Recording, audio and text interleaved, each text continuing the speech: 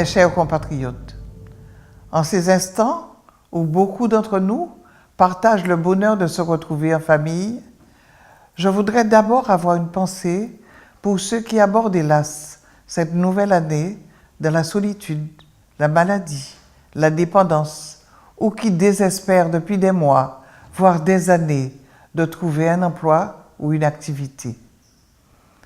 Ces femmes et ces hommes dans la difficulté, de tous âges, sont précisément celles et ceux que le Conseil départemental accompagne et soutient en priorité au quotidien par ses actions et ses dispositifs de solidarité.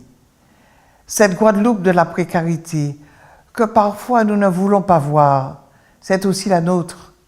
Et nous nous efforçons depuis 2015, avec les élus et les services du département, d'agir concrètement, avec détermination, pour lui donner l'espoir que demain peut être meilleur qu'aujourd'hui.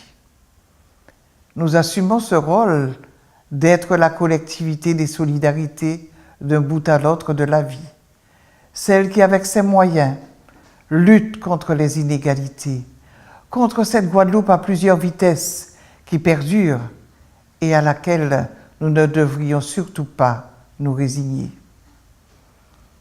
Et pourtant, je veux le dire avec gravité, une certaine forme de résignation nous guette. Lorsque notre gouvernement assume de bien mauvaises mesures fiscales contre nos familles et nos entreprises, lorsque la lutte contre la vie chère cesse d'être une priorité, lorsque l'ambition légitime d'égalité réelle se perd dans des contrats éloignés des besoins de nos territoires, lorsque notre école continue de produire de l'illettrisme et de l'échec scolaire, lorsque notre démographie s'effondre à cause de l'exil forcé de nos jeunes, lorsque nos finances locales sont asphyxiées, et lorsque devant cela et bien d'autres constats alarmants, rien ne se passe, ne sommes-nous pas en train de nous résigner à ne plus être entendus?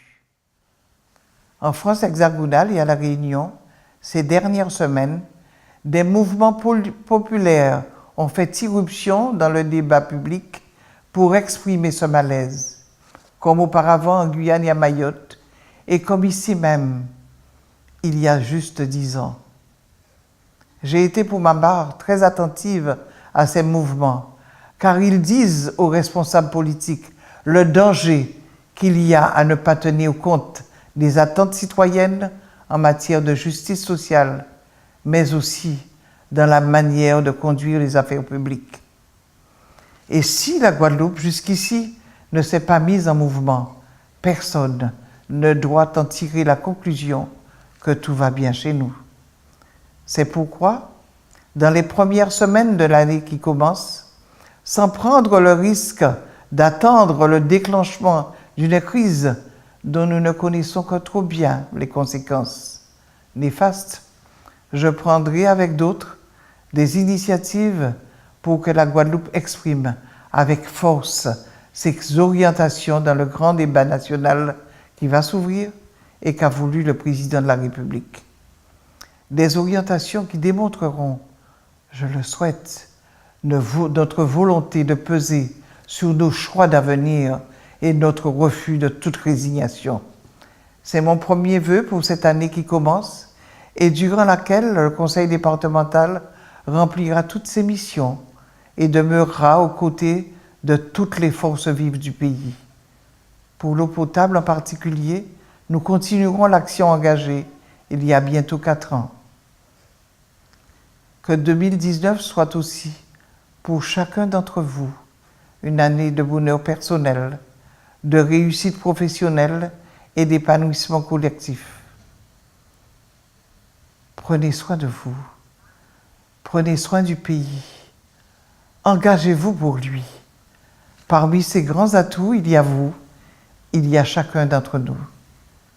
Bonne année, Foss et Lambou.